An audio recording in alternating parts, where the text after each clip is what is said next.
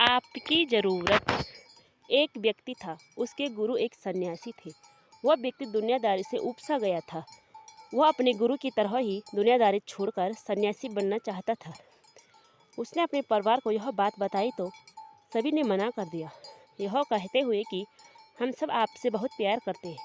फिर उसने अपने गुरु को यह बात बताई, परंतु साथ ही कहा कि उनका घर परिवार, बच्चे और पत्नी उसे संन्यास लेने से नहीं लेने दे रहे, क्योंकि वह मुझसे बेहद प्यार करते हैं। गुरु ने कहा कि यह किसी सूरत में प्यार नहीं है। गुरु ने उसे बहुत समझाया, पर वह व्यक्ति नहीं मान रहा था। फिर गुरु ने कहा, अच्छा ठीक है। गुरुजी उस व्यक्ति को मठ में ले गए।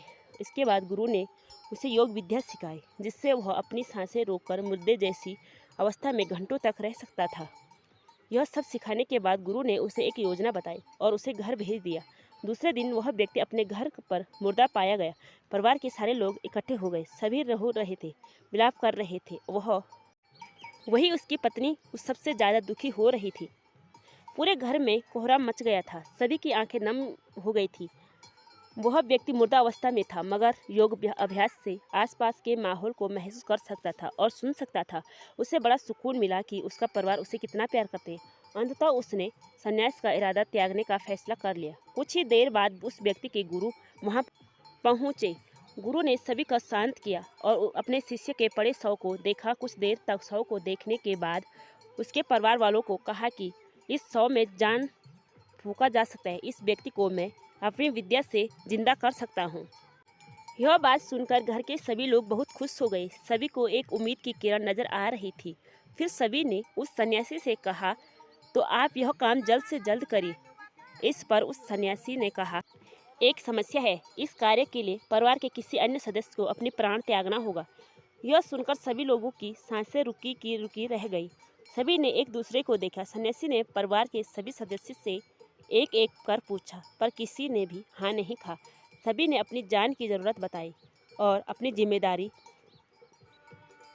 सन्यासी ने फिर उस व्यक्ति के पत्नी से कहा, अगर यह नहीं रहे तो तुम कैसे जियोगी? उसकी पत्नी ने तुरंत जवाब दिया, मैं इनके बगैर भी जी लूँगी। गुरुजी ने उस व्यक्ति के बच्चों से भी यही सवाल किया। उनका भी जवाब नहीं था। फिर यही सवाल उस व्यक्ति के माता पिता से किया। उनका भी जवाब एक ही था। इसके बाद गुरु उस व्यक्ति के शव के पास आए और बोले, हे व्यक्ति, तुम उठकर खड़े हो जाओ। वह व्यक्ति उठकर बैठ गया। फिर उसके गुरु वहां जाने लगे। उसने अपने गुरु को रोका और गुरु से कहा, मैं भी आपके साथ चलता हूँ। अब उस व्यक्ति को समझ में आ गया था कि उसकी ज़रूरत उसके घर में कितना है। अब वह एक पल भी अपने घर में रहना नहीं चाहता था। इस कहानी से हमें यह सीख मिलती है कि आपके होने न होने से किसी पर ज़्यादा कुछ असर नहीं पड़ता है। किसी को कोई फ़र्क नहीं पड़ेगा।